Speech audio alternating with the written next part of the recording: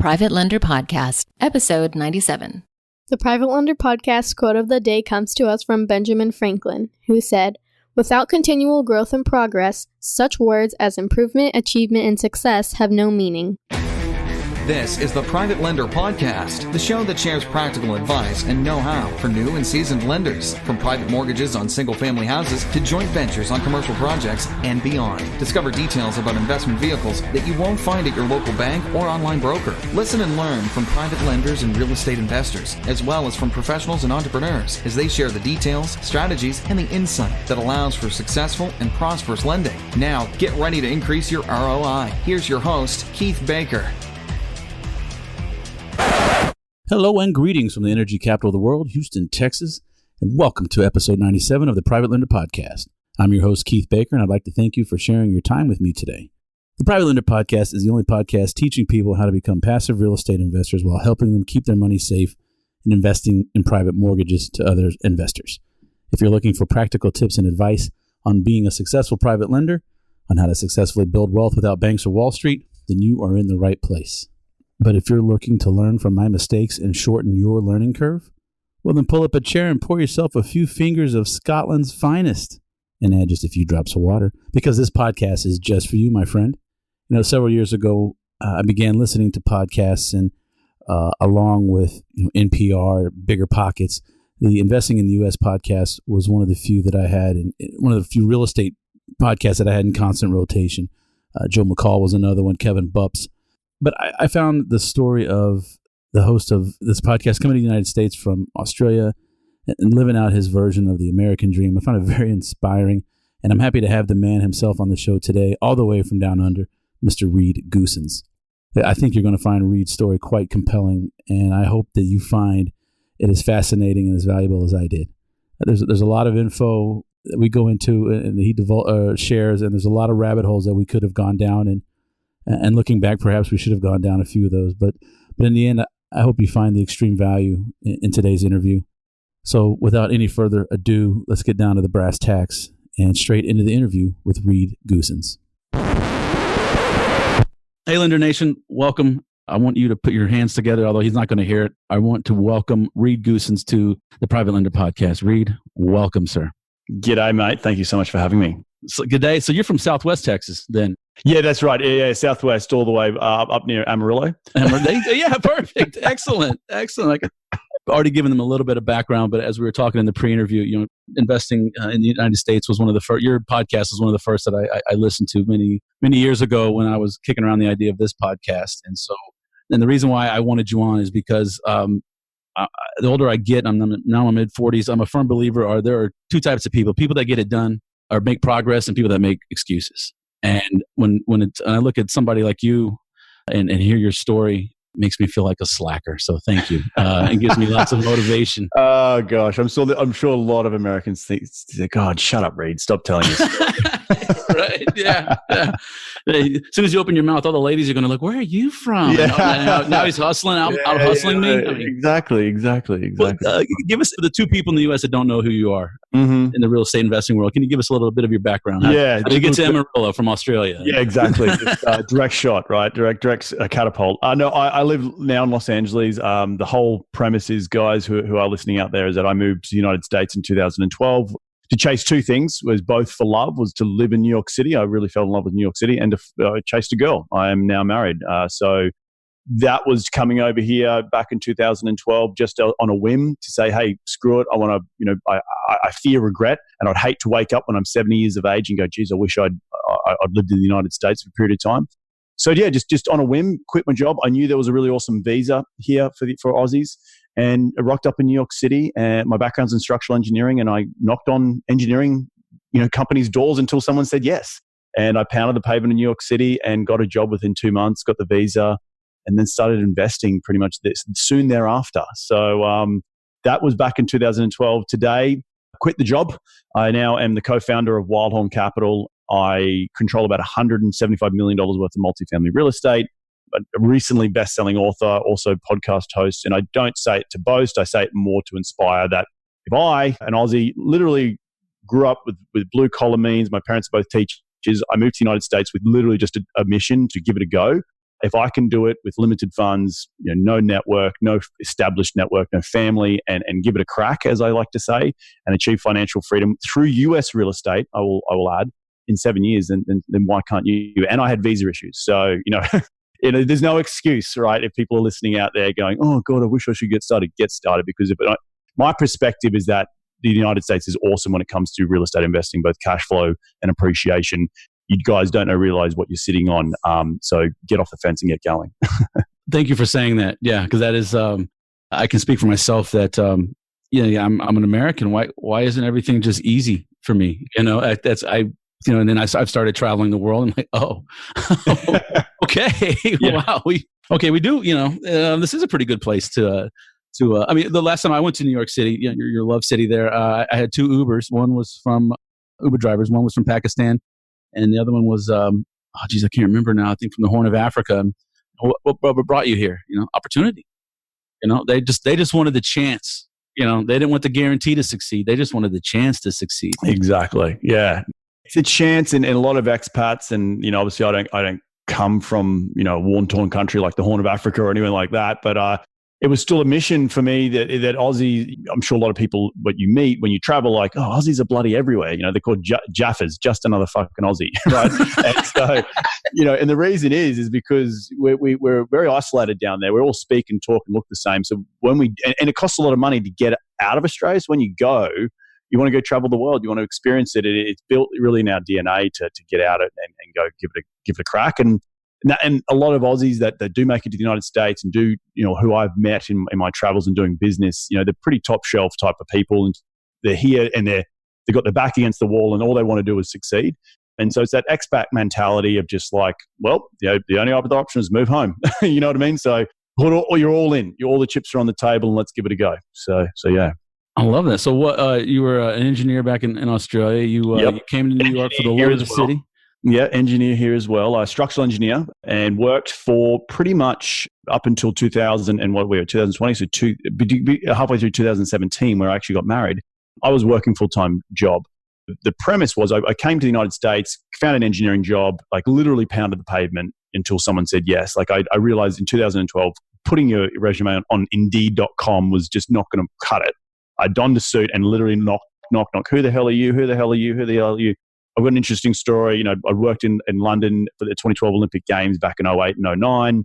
I had some really worldly experience that I could offer some people, but I knew that if a company had more than 30 people, they'd have HR. And if they saw my resume and saw that I was educated in Australia, they'd chuck it in the bin.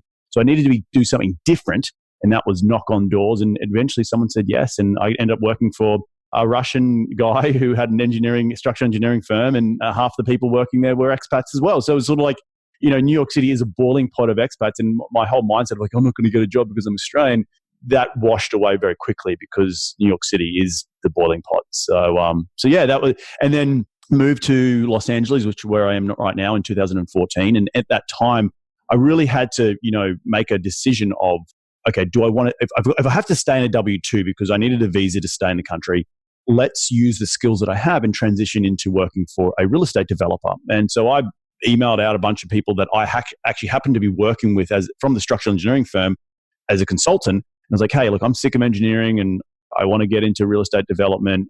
Would you have me as a project manager? And I just knew I had to surround myself with real estate 24/7. And in late 2014, I made that transition to a big developer down on Long Beach and worked with them for about 3.5 years, building high-end luxury multifamily apartments.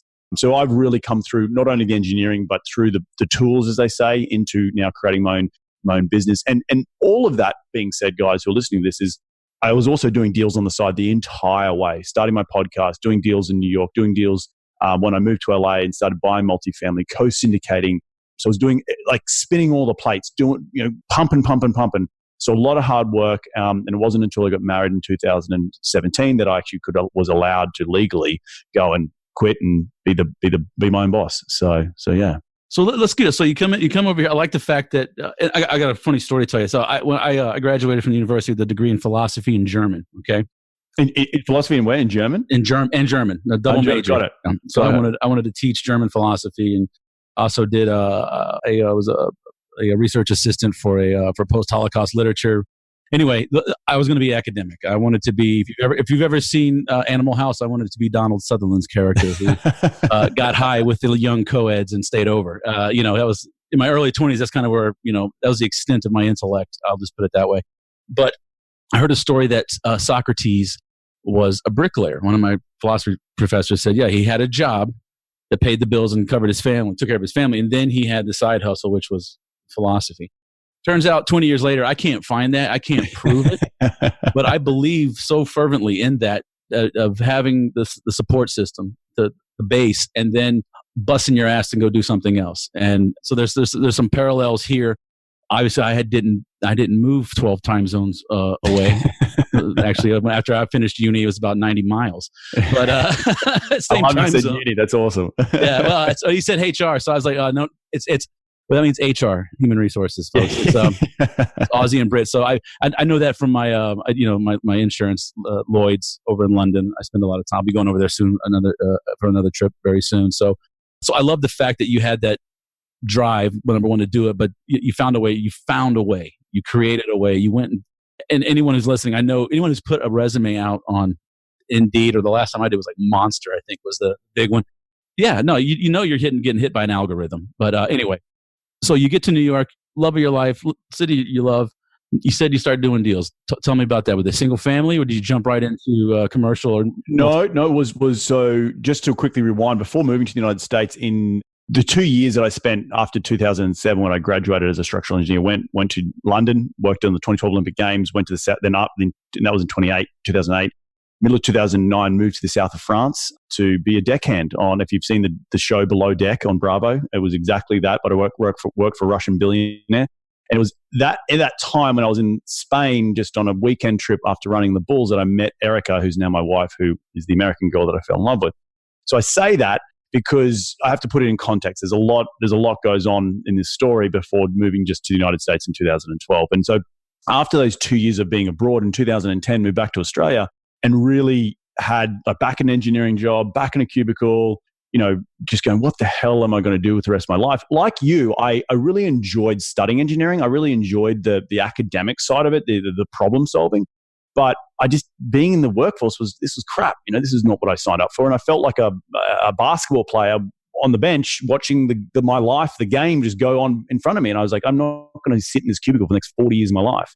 So that was really the desire, and that was in 2010, right? We're sitting here in 2020, a decade later, and I picked up the book Rich Dad Poor Dad. And that was really where it started. It was the aha moment that, okay, I need to create financial freedom for myself. How do I go do that? And you can do it through real estate. You can do it through investing in businesses. You can do it through stocks and bonds.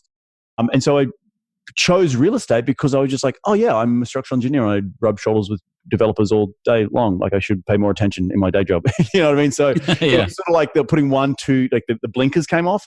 So I was educating myself in Australia, doing the equivalent of a RIA in Australia, but there was only one of them in the whole country. It happened to be in Brisbane, where I was from. Was going to do something in Aussie at the end of 2011, meaning like a flip or a lease option, but then decided to move to New York City. So the money I did save from my day job, some of it was lost, obviously moving halfway across the world. What was left over was really funny that I was like, oh my gosh, I can spend $38,000 and buy a triplex in upstate New York in Syracuse. And I was like, holy shit, this is crazy. But also moving to New York City, coming from Australia, it was like taking on information out of a fire hose, right? It's the big apple. It's networking on steroids.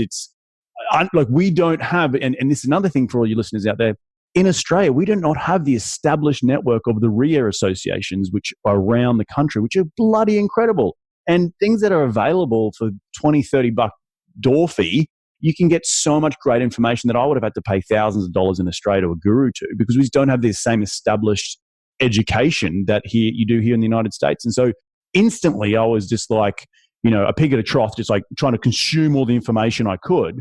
Nose in a book, on the subway to and from work. And then literally within 6 months, I had chosen the market in upstate New York because that's all I could afford. Was the barriers to entry here in the United States are so much lower than they are in Australia. Like $38,000, you could not find a property for $38,000.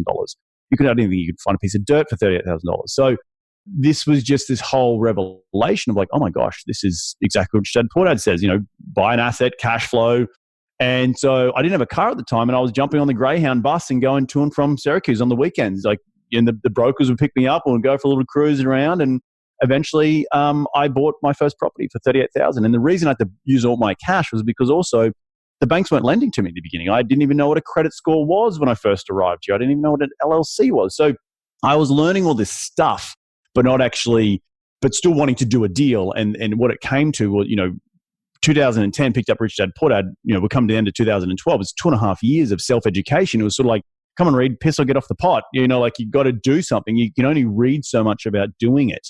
You got to go and actually, get your feet wet. So that's what I did. And you don't get to deal number 10 without doing that first deal. So, and it was my own money, right? So I was willing to risk it. And it was a lot of learning curves along the way. Let's put it that way. That's the easy, light way of saying it. But I'm sure we'll dive into what they were. And I've done some flipping and all that sort of good stuff. So yeah. I'm curious. What was your response the first time you were looking to get some credit and somebody asked you for your social security number? Like what? I think the social security number came like 6 months after I even got into the country. Like it was like, what? So yeah, credit was like, you can open up a credit card with your own money.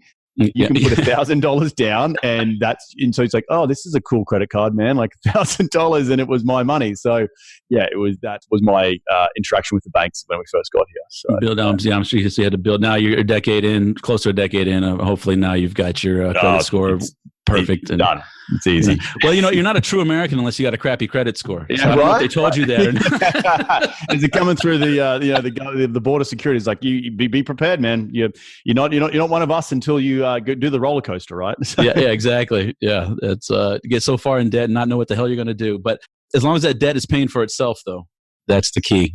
It pays for itself. So you get into I like that your limitations is by being a legal, or an alien. I love my favorite. Well, no, that's true. I'm a legal alien. That's what exactly, classified by the border agency. When you come through, are you a registered alien or legal alien? They say, yes, I am. It's like, so I've got two heads. So yeah, it's your skin's going to turn green by the time this interview's over. But so how did so you started flipping? Kind of, I would say, what it sounds like sort of the conventional way you get into the single family, or you got to get a tri-star. So you already went into more than just one door in your first property, even though FHA considers that the 1 to 4 still residential single family residence. But so you started there. You've done some flipping. You've been into this since Australia. How did you once you got over using your own money and establishing some credit? Who funded your deals for you when you're still in the single family realm? Yeah. So the first deal was all cash. $38,000, and I partnered with another bloke who bought in 10 grand, and we just sort of split whatever cash flow was coming through. So that was more not there was no hard money or private loans at that point. It was just we're 50-50 on this one crappy little deal. And from there, I was able to get a line of credit for $28,000. Got $28,000 plus I was saving some more money from my day job, and bought deal number 2 for $45,000, and then started looking to do a flip in Philadelphia. And so those first 2 deals, one was all cash. I proved to the local bank that after like 3 to 6 months of depositing rental checks that like, hey, this thing's working. Can I please pull some money out or give me some sort of line of credit? And they gave me a line of credit, and that was for $28,000, a business line of credit, that is. And then from there, I was able to buy deal number 2. And from there, I was able to go and look at a multi flip in Philadelphia. But, we'll talk about that. But that was really the extent before I realized my tether was going to be tight. There was a ceiling there. I wasn't probably going to get any more than those 2 or 3 deals in upstate New York plus a flip in Philly, with the modest income that I had in New York City. So it was, and we can talk about the scale of syndication, how I've used that to power the business. But that's really how I got started in those first couple of deals, was through my money and through friends and family, and then through for the flip deal we used construction hard money loan. So yeah.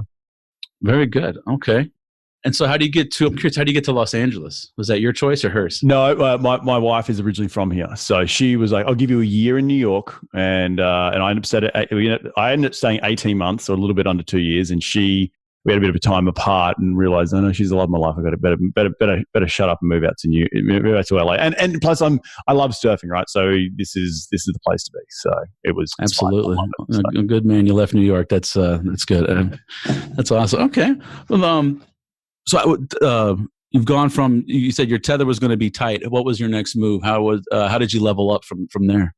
Yeah, so the big level up was actually a meeting that I had with a good friend of mine who I'd studied engineering with in Australia. He was a Canadian fella, came down at the end of 2013 at this time, a couple of little deals, looking at this flip that I was about to start doing, about to move to LA. And I'm like, man, guess what? I've got all these cool deals and I'm crushing it. And there's like $1,000 of cash flow coming in a month. Like, woo! But I'm still working full time. So I'm not actually financially free. And anyway, he was just like, oh man, it's so freaking awesome. That's awesome. And he then blurts out like, oh, I just closed on a 70 unit deal. And I was like, 70? He's like, yeah, 70. And I was like, how the hell did you close on 70 units? How did you in Canada close on 70 units? And he told me about power of getting a mentor and the power of doing a seller carryback finance on a multifamily deal. And the thing was, it was that conversation, those little things that he said to me that I was already doing in the triplexes and the duplexes that I had, except he was at scale. And I was reading about the scale part of it, the commercial side of it, but didn't have the ability or the guts to go out and use other people's money, right? To go and raise capital to do these deals. But that was, talking about getting to the end of my tether at the end of 2013, I'd been being pitched, by the Rich Dad programs and the mentorship programs and the thousands and thousands of dollars. And I was very frugal with my money. And I knew I had to get to that next level. And doing it by myself, I was all self-educated at that point. I really needed to get that mentor who was going to do it. And I said to myself, okay, I'm going to double down. I need to, put it from, we'll call it third gear into fourth gear to, okay, you need to get away from these resis. If you want to go in and really scale this business, you need to get into syndication, you need to get into commercial. And so you need someone who can help build you credibility and who's done it before. And so I went out and found a mentor and paid, I think, $2,500, which is now not $2,500 anymore. But it also gave me the permission to invest in myself, right? That parting way of that $2,500, I knew I probably had it within me to do it by myself, but I needed that sounding board so I knew that I was on the right track. Because being an entrepreneur, doing a side hustle is lonely, and you need that check-in to make sure that you are going down the right path. And so that money was really more parting ways with the fact that I was like, no, you're investing in yourself. And that was the most important rule and lesson I took out of that. And he's now not my mentor anymore. We only came together for a couple of years, but it was something that was really important to me to allow me to take that next step and go and scale this business into what it is today. So yeah. So the mentors are,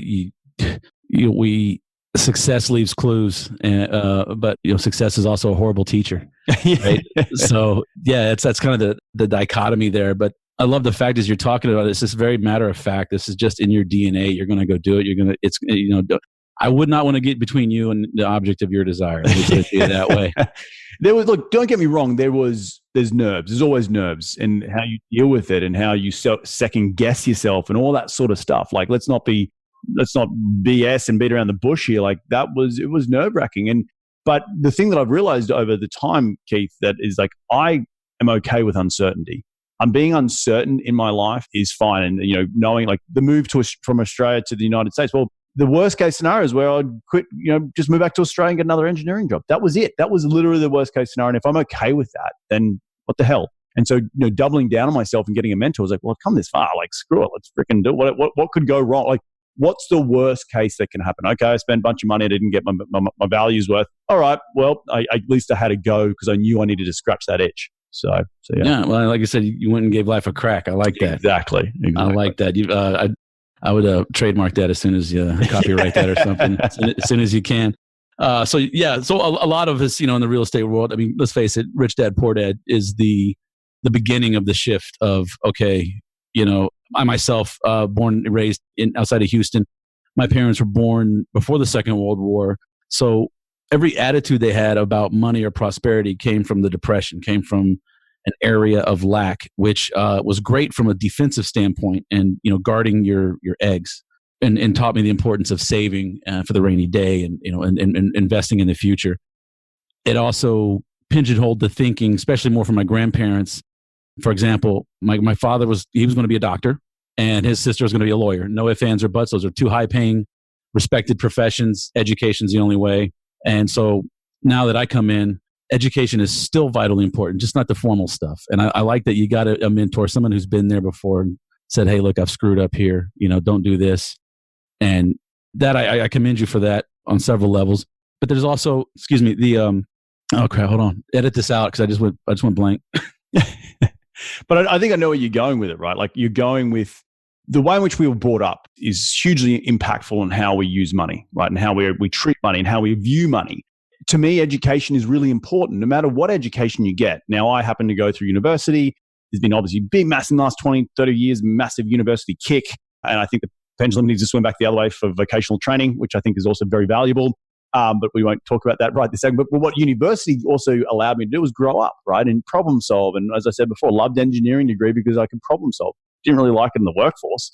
But what it gave me the ability to do was, okay, well, I know I'm not an idiot, and I can go figure this out. And the other thing you need is resolve. That you've got to go and be able to have the resolve within yourself to know that you can go and achieve something. And so that for me came from my upbringing, where my parents always taught me the world's your oyster, Reed. Like, and ignorance is not an excuse. And they also taught me that a fool and their money are easily parted. So if you are a fool with money, you're not going to have any of it. So be wise. And so all these things, when I was growing up, definitely impacted who I am today, and definitely impacted for me, to go give life a crack, because it is, you only live once. And I know just the recent losses, unfortunately, my mother passed away just after my wedding in 2017. And it got me to the point where now I also realized the importance of the journey and life and being successful in other facets of life, not just business, not just money, not just success. Success comes through a lot of other pillars, not just the one. So there's all that sort of stuff. And I know where you're going with it, where you're saying, well, your parents brought you up to be a certain way. They needed you to have this education so you can get this awesome paying job. And that means that you're going to be a success in life. Well, I think in the last 10 to 15 years, particularly since the downturn, so many millennials my age, probably your baby Gen Xer, I could imagine, are now questioning the status quo of what your parents and what our parents have taught us, right? And so that is really, and that's fundamentally from a post World War II era of industrial revolution, and that we've become so much more productive. But you've got to be productive in this way, and it's about getting a job, about working hard, and getting your 401k in line, and blah blah blah blah blah. And we've been told all this stuff, and it wasn't until the crash in 2008 that everyone's like, "Wait a second, hold up! You told me all this stuff, and now this is now screwed, and I've now got to figure out for myself." And that's where this new era of entrepreneurshipness, being the bread maker, the candlestick maker, all these old-timey. Not old-timey, but going and being really good at a specific niche that you can sell on Pinterest or you can sell on freaking Instagram or whatever it is, and you make money from it, and you don't need a job, and you realize actually financial freedom is actually a lot closer than what people told you, and that fear of like, got to get a job, got to stay in a job, got to do this, do that, and then at 65, then you retire, and then you can enjoy your life. And that was something I did not subscribe to. So, so my GC is also just about to leave. So, but that's exactly how I view it today, right? So obviously you have no regrets, but you left your corporate gig. I recently left mine, and I remember one of the podcasts I listened to talk about, human beings are crabs in buckets and they try to get out. And as soon as one actually looks like they're about to get out of the bucket, the other crabs will pull them back down. Tall poppy syndrome is an Australian saying that they'll cut you down when you don't be too tall, and come back down to the rest of us. Yeah. And I was shocked at the level that I experienced from the office. But I had this great revelation that it was done out of love. It was done out of care for me. But like, how can you do this? And I'm like, I don't have a choice. If I don't do this, I'll be so full of regret. And what's the worst thing that happens? Okay, I have to give the house to the ex-wife. I go move in with my parents begrudgingly, and to get back on my feet, but to make sure that my kids are covered and cared for. And I'm like, well, anybody would do that. Then that's the worst that could happen. Then what's the problem? You know, and my mom was like, I don't know why you're doing this. I'm like, for peace. Right. Fear is such a motivating factor. And, a lot of politicians use it for good and bad. And we're just so fearful of it, sometimes our own shadow, that you've got to learn not to be fearful. And it's okay. In that uncertainty, and uncertainty is okay, and lean into it a little bit. And a lot of people, and I get it, a lot of people don't like it, and that's why they're fearful for you, or they want to protect you. It's like, Keith, you're gonna go off and stuff it all up, and you don't know what you're doing. Come back over here to the safe side. Well, we know it's safe over here. It's like you got to get comfortable being uncomfortable, and that's what life's about, right? Like I would love to slide into my grave in many, many years' time going, geez, I had a freaking good life. You know what I mean? So at least there's no regrets, as you're saying. You know, like I gave it all I could. I could give it a crack, and there's nothing left on the table. And so, yeah. There you go. And I'm wondering if I have a little theory. So when you look back on yourself now, you've come to the United States, you've gone through all the visa crap, you've become a real estate investor. What? Somebody who wasn't even born here is coming here and making money? Mm-hmm. Americans. That's the American story. Hello. It's the people like me who were born here, the bums, you know, we don't do anything. But looking back, I imagine, look, and not to say that what you've done is not momentous by any means, but do you ever look back and go, yeah, you know what? Yeah, moving, 12,000 miles, whatever. But at the end of the day, it really wasn't that big of a deal at the end of it, was it?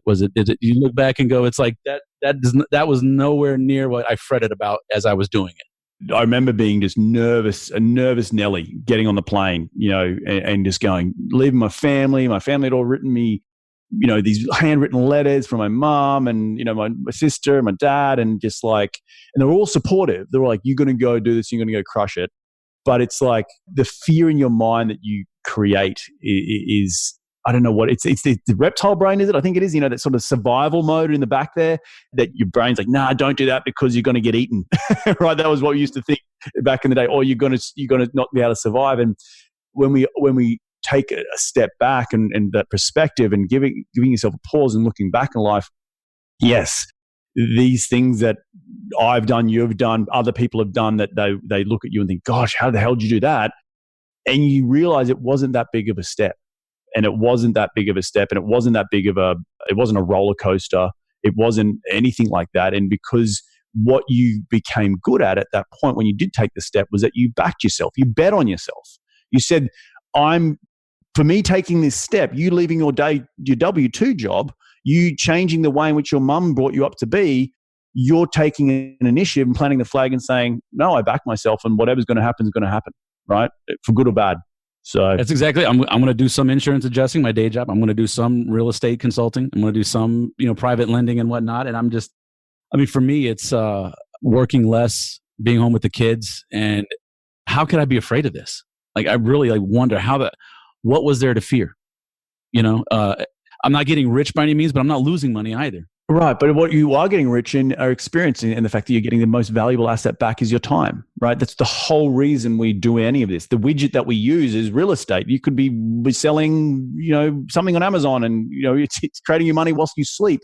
It's that ability to create money whilst you sleep that helps you free up your time to spend it more with the people that you love, your family, your friends, your family, to work on yourself, to be a better son, to be a better husband, to be a better dad, to be a better brother. All those things is what, becomes now the quote unquote the meaning of life. So yeah. It's a great thing. So, somebody, were you just like born an overachiever? Tell me you were like the class clown or something. Or... No, so growing up, my dad in high school was the deputy principal. So I had to be well behaved, but I was a B student. Some got some A's, probably got some C's. English wasn't a great subject for me. The fact that my parents called me read, I struggled in primary school to read books, and I really had to focus going into high school about actually picking up a book and reading it. So by no means was I came. My parents are both teachers. I didn't come from money. We had a very modest upbringing. We were not allowed certain stuff because we just couldn't afford it, and that's fine. I was taught the value of $1. And I know that my children, when I do have them, will probably be more fortunate than I was, but I just hope I can still instill in them the same moral core values that my parents instilled in me, because it's made me a grinder. It's made me someone that can, not afraid to roll up the sleeves. It's, made me someone that don't question yourself and go out and give it a go and back your intuition, and that the world is your oyster. When you start having those 5 to 6 core values of what you've been brought up with, life, your perspective starts to change. So. And just to give you a little hint, some unsolicited advice, the best way to instill moral character into children is taking this thing away. Yeah. Don't frisbee at them and throw it across the room to be like, God, it's 5 a.m. Be quiet. Both of my kids' phones were taken away from them this week. And all of a sudden chores are getting done. Mm-hmm. You know, the dog bowl has food and water in it, you know, and I'm like, oh, look, what I've been asking for is all of a sudden, you know, now I told my kids, you don't get paid for chores, but if you do something above and beyond, I'll give you some money. It's like washing the car, you know, of course, but they wish they got paid for picking up dog poop in the backyard. I'm like, nope, you wanted them. You're picking it up.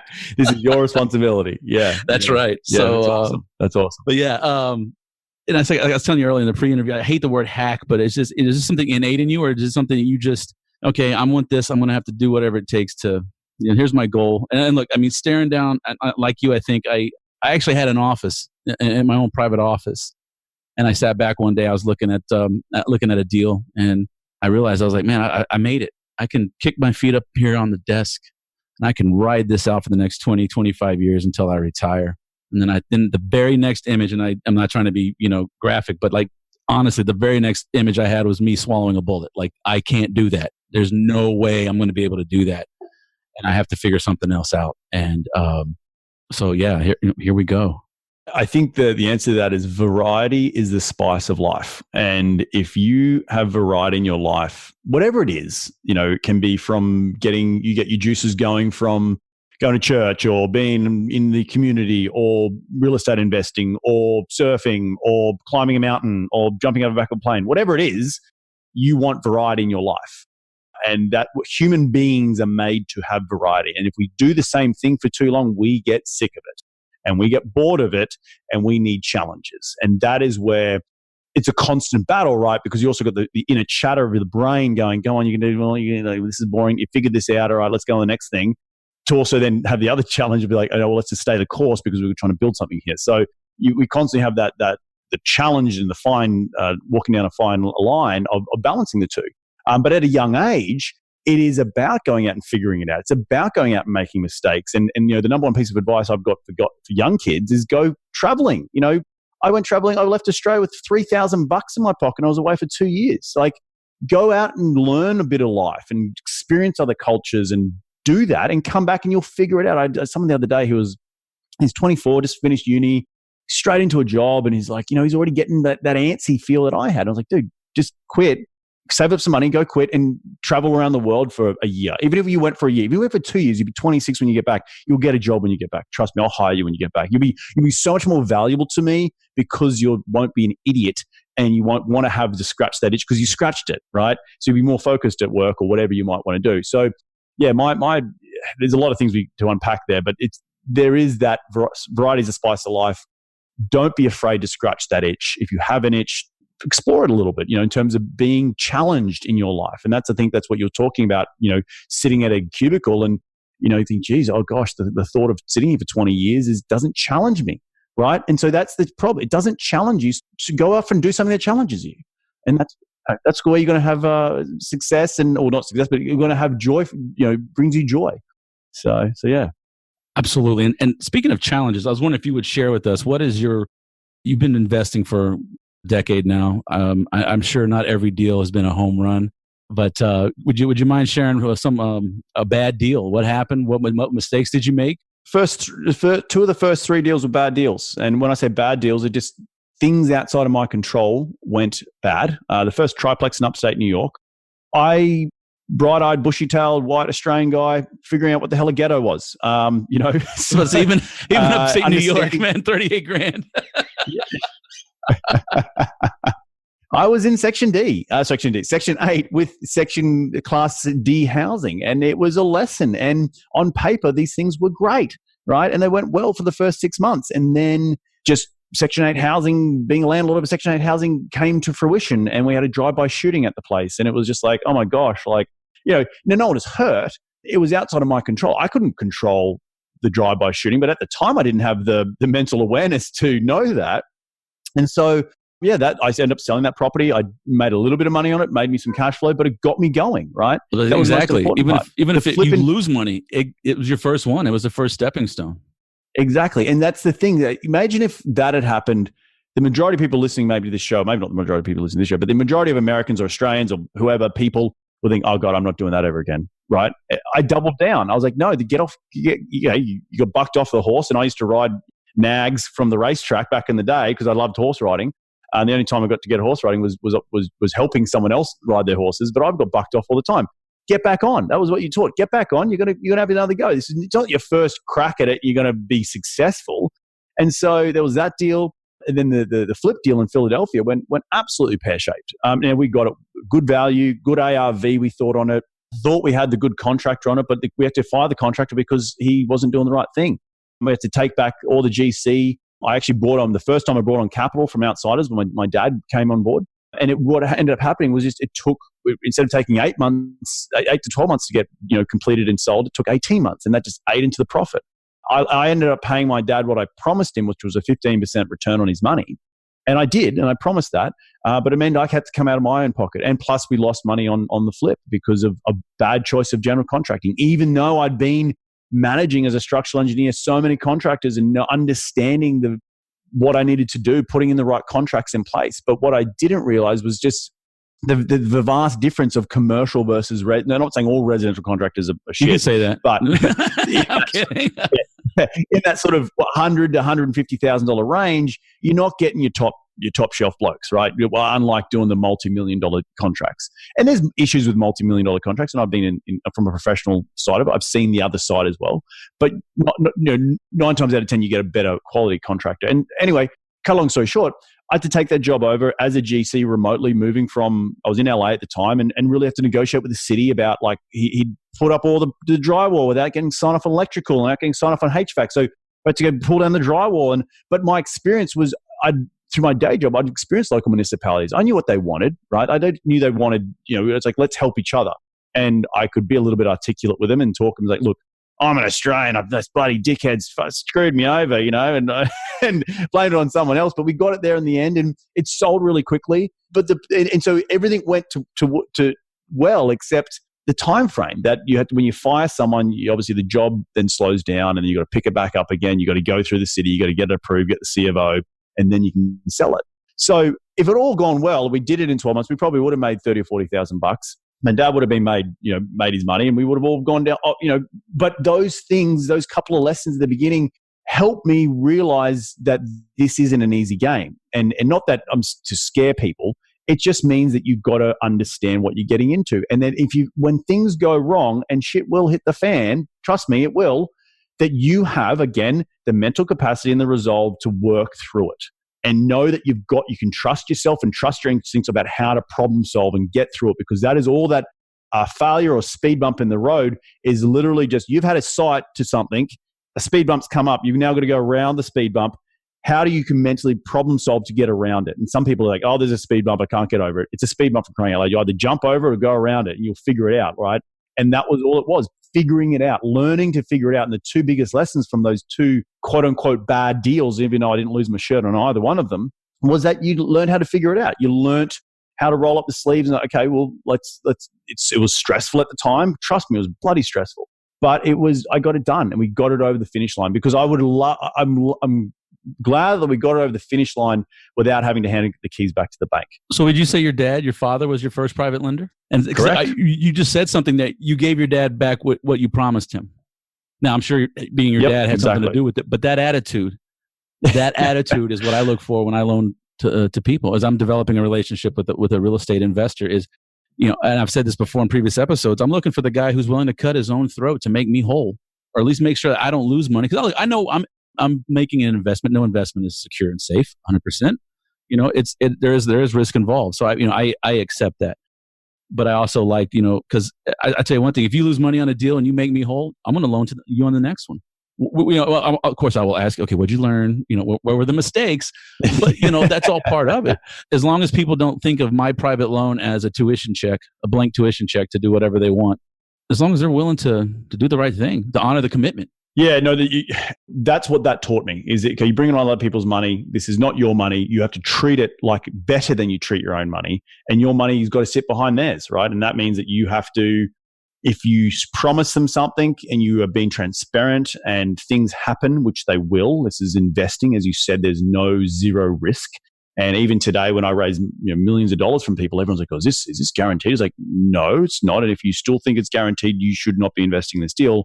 And I've had to fire investors because they come to me with that type of attitude. And I'm like, you don't understand how investment works. And I can't guarantee, I don't have a crystal ball of what's going to happen tomorrow. I can model that out over a period of time and do everything in my power, but things still happen, right? And if you're coming to me saying, is it guaranteed? Red flag. Maybe you need to go do some smaller deals and then before coming over to here. And I've had to fire investors because they've just raised those red flags. And I said, sorry. So even as a quote unquote borrower from private money, I have fired private money lenders because I just know that our interests don't align. And when you were telling that story, I just thought of Joe Pesci in Casino when he gives the banker 50 grand. He's like, yeah, we're losing some money. He's like, I want my 50 grand back. No, it doesn't work that way. You're going to give me my 50 grand. But thank you. I'm all ate up with The Irishman and I love Scorsese films. Love them. Yeah, they're good. That was a good film. Well, man, look, we're coming down to the wire. I don't want to stop this at all because I'm having such a blast. But I do know it's coming up on ending your lunchtime over there on the West Coast, and I'll be going to the bus stop here to pick up a little one in about half an hour. But is there anything? Obviously, we're going to give you all your contact details. How you can get a hold of Reed. Just go to the show notes. But I know you're doing sort of you're accepting investors if you want to invest with Reed, and also there's a mastermind program that you have for commercial real estate. You want to talk about those? Yeah. So on the business side, for people we didn't get into it, but what the business has now come into is we buy value-add multifamily deals through syndication. Syndication is the pooling of investors' money together. We're the business owners. We find the deal. Investors don't have the time nor the energy. We partner up and we buy big deals. There's that part of it. There's that side of the business, and there's also the learning side, which is more the mentorship. When we say mentorship, it's more of a mastermind, and we do allow people to come into our mastermind who control $1 million of real estate or more. Now, the reason we have that such high barrier is just because we're trying to get people who want to become us, right? Want to emulate us and not figure out what an IRR is or what a cash-on-cash return is. So we've got both sides. If you are interested in investing with me, obviously we've got to get to know one another first. As I say, I do have a whole criteria of what on onboarding investors. And then, this is a relationship business, as you've said before, Keith. It's like, you've got to get to know one another and you don't just jump into bed instantly. And if anyone ever does that in terms of real estate, run the other way because it's not going to end well for either people. So I'm really all about getting to know people who want to get involved in my sphere. If you want to get involved, you just head over to readgoossens.com. There's an invest with or learn with Reed. So you click on either one of those tabs and you can fill out some forms and we get on a phone call and figure it out. So yeah. Excellent. Well, and I encourage you, anyone out there, if you do control $1 million worth of real estate, get into the mastermind, because as I've gone down this path, I've learned, real estate investors are notoriously cheap people, right? So if that's why they have to start the course is $5,000, but today only at this RIA meeting we do it for $1,000. Yes. But having that high barrier to entry, I found because I've gone to some quote unquote masterminds that I was very excited about and actually became disappointed because it was just a newbie dumping ground, and which was good if you're new, but if you had some experience already, you didn't really get a whole lot out of it, And so I like the fact that you're putting that up there, and you've got I know you've got a couple of books out. We haven't talked about those. Tell us about your books. Yeah, and my apologies for everyone listening. There is a barking dog in the background, and it's just one of those things. It's Friday afternoon. General contractors are at the house doing work, and my dog doesn't like anyone else who's not me. So my wife. So yeah, but quickly about the books. If you are watching this on video, it's in the background. So Investing in the US is the first book. It is all the best episodes from my podcast over the last 4.5 years, jammed into a book form, really just in and around my story. But also, I'm an engineer as well, so it's very laid out in terms of a step-by-step process. And that just actually went to number 1 before Christmas, which was awesome. So number 1 on Amazon. Thank you very much. And actually, as of this recording, it just was uploaded to Audible. I don't know when this podcast will go out, but it's just uploaded to Audible today. They've got to review it, but it will also be on Audible. So Investing in the US, the Ultimate Guide to US Real Estate will be on Audible, on Amazon. Check it out there. You can check out the podcast. The second book was released last year, and it was a collection of me and 7 other Aussies that have made the jump across the ditch, as I like to say, to the United States, and we've all achieved financial freedom through US real estate in different facets of it. We've got a guy in there talking only about mobile home park investing, and each one of us has a chapter, and it's called 10,000 Miles to the American Dream, Our Story of Financial Freedom. So check out that one as well on Amazon.com or on my website. So yeah. Absolutely. And be careful with that. You don't want Trump getting wind that all you Aussies are coming over here and making money. No, actually, in real estate, he'd probably, yes, come on, bring it on. Well, yeah, we got to swim a long way. Yeah, right? Exactly. Yeah, you've got quite a track. My kid's mother was born in India, and so moved to the United States when she was 2, and it's just. I was talking to her father about comparing like the Indian immigrants versus those from South America. And he's like, yeah, they didn't have to come that far. Like it wasn't that big of a deal. They had to walk. They didn't fly. Right. Most of them came by foot. Exactly. So anyway, all right, well, great. So read Goossens.com. You can find out the books, invest with Reed, or if you want to learn with them.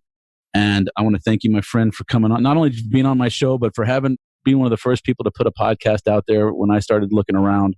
And just telling your story and letting people know, like, this can be done, and, if you want something, go get it.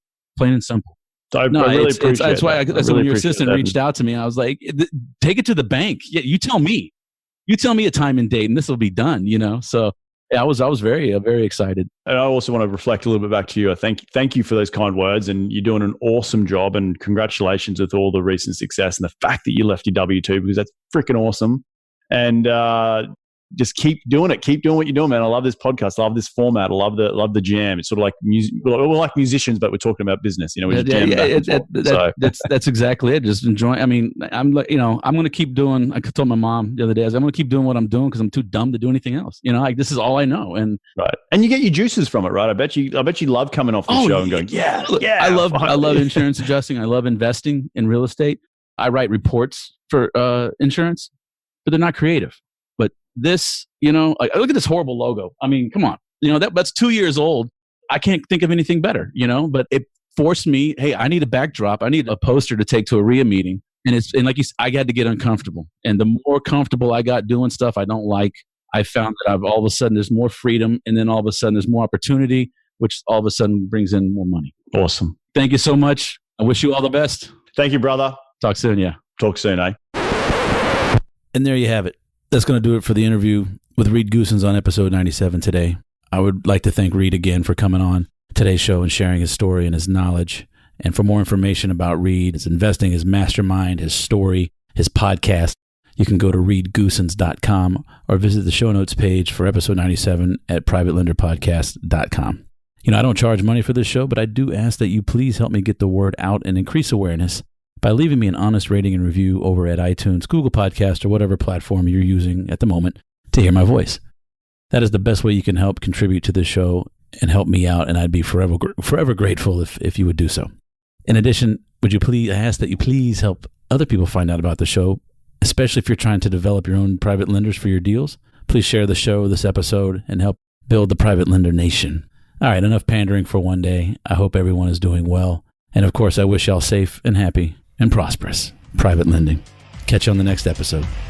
Thanks so much for listening to this episode of Private Lender Podcast with your host, Keith Baker. For more great content and to stay up to date, visit Private Lender Podcast.